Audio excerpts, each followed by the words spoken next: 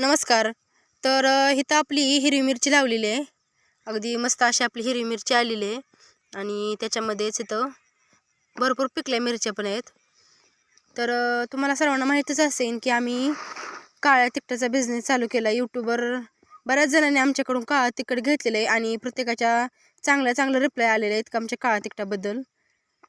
तर आम्ही जी काळ्या तिखटासाठी मिरची वापरतो ती आम्ही घरीच पिकवतोय.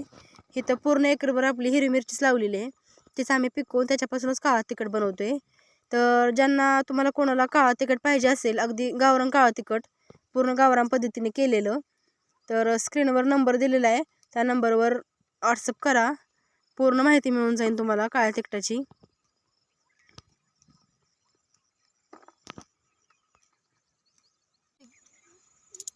जर कोणाला काळा तिखट पाहिजे असेल तर नक्की मागून बघा. खूप छान लागतो आपला काळा मसाला.